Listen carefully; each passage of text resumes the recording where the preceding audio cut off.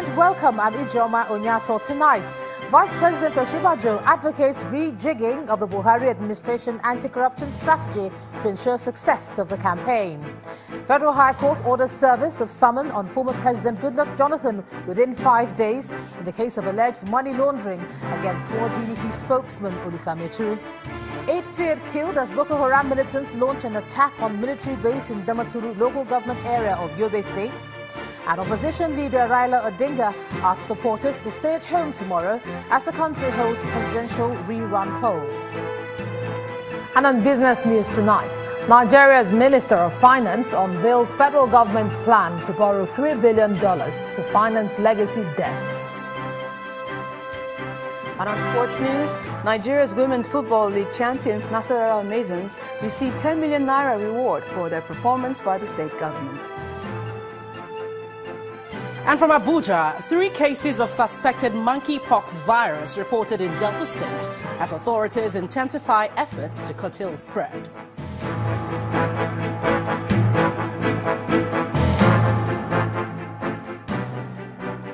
We begin tonight from Abuja, where the Vice President today announced that the time has come to open a new page in the anti-corruption campaign to make it succeed against the backdrop of the unfolding drama in the crusade to rid Nigeria of the menace.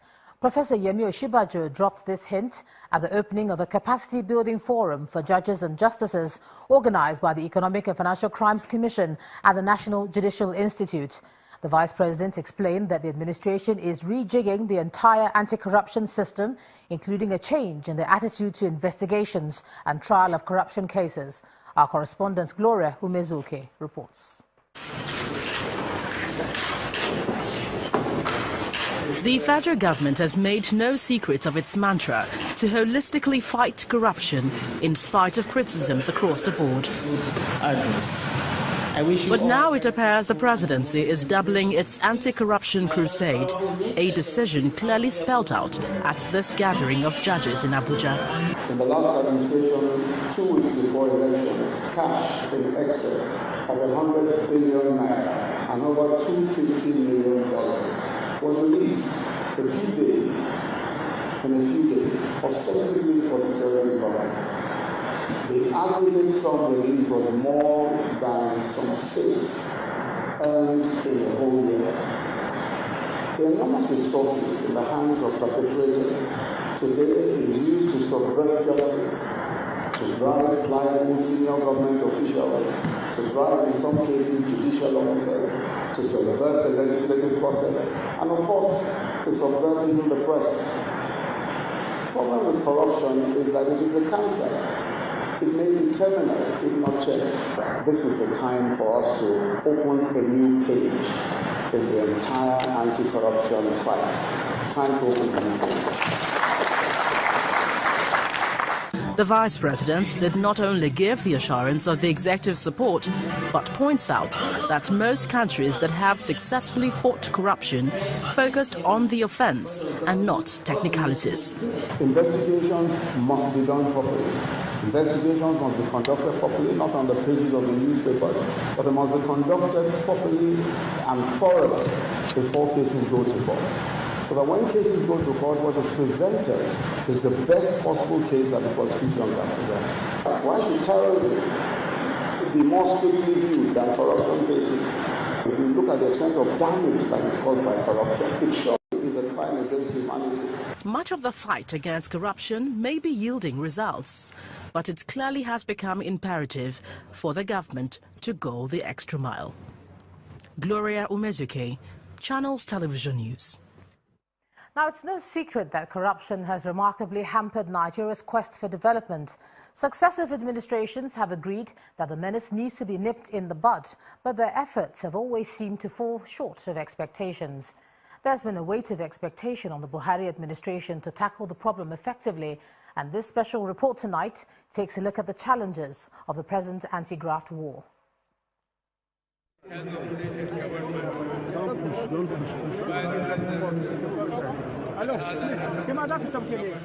When President Muhammadu Buhari took the oath of office in May 2015, it was probably his promise to tackle corruption that Nigerians clung to the most, given his towering reputation for intolerance of graft. But a couple of years down the line, and corruption appears to be not only a formidable foe, but also an elusive and invasive one. Identifying and defining corruption in order to pin it down has proven quite tricky, especially in the courts of law, which wield the sword of justice required to slay the monster.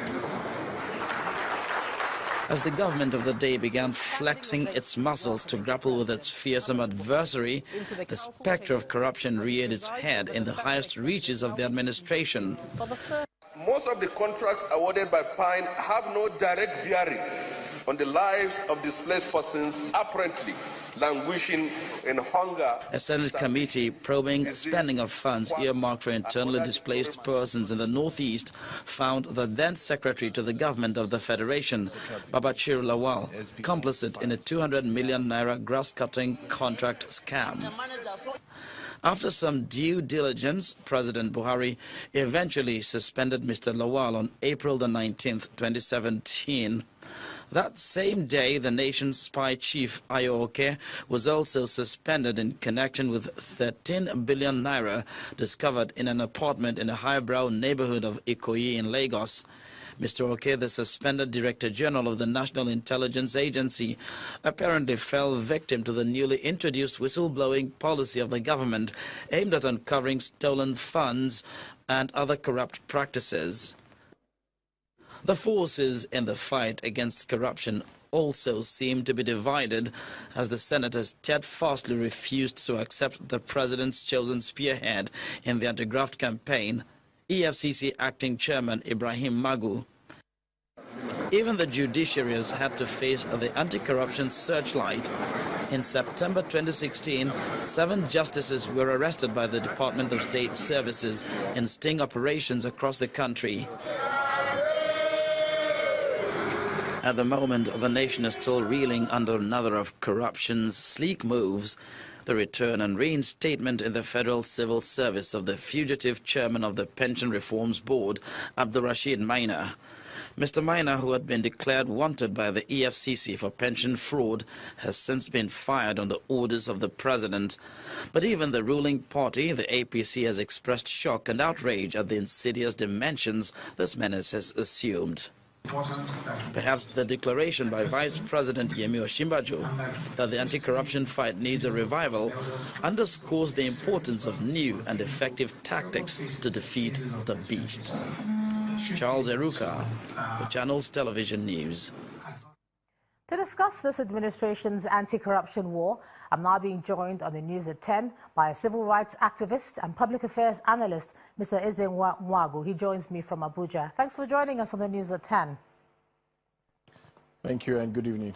Yeah, let me start off from the Vice President's comment today, where he said the time has come to open a new page in this anti-corruption campaign.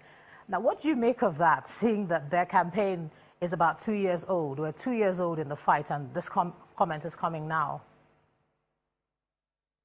Well, that's a very shocking admission by the Vice President that perhaps this is the lowest ebb in the past 2 years of the fight against corruption. The President himself, by his lack of initiative in dealing with folks who are close to him, has deliberately subverted whatever gains that have been made. And so the Vice President asking for a rejuvenation of the fight is pointing to the fact that right now what is required will be that force of personal example by not just the President, but all the institutions that have responsibility to ensure that people who put their dirty hands in our common, in the public till do not get away with it. It needs rejuvenation because you can't continue to have committees set up and reports of those committees will continue to gather dust in the office of the President. Of course, you know the Babachir Lawal's report, you know the Oke report, you know the petition around the MTN against the chief of staff to the president. All of those issues actually have been swept under the carpet. And that has put a hole, a big, very big hole in the confidence of Nigerians in the ability of this administration to rein in the abuses and infractions that we have seen in the country.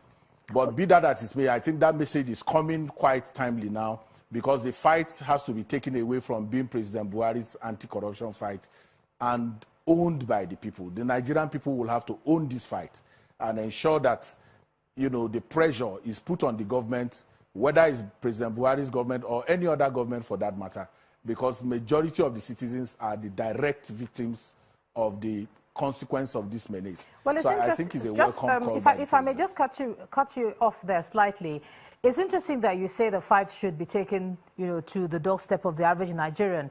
You're from civil society as well. What should the role of civil society be at a time like this? A lot of people have criticized civil society for not speaking up enough. Do you think that that's a valid comment for them to make? Well, sometimes I often make the joke that people tend to want to see civil society as that category that would always put forward their head for the coconut to be broken so that every other person will partake of it. But like I said, it is everybody's fight. Civil society, the media, citizens generally have responsibility to fight corruption everywhere we find it.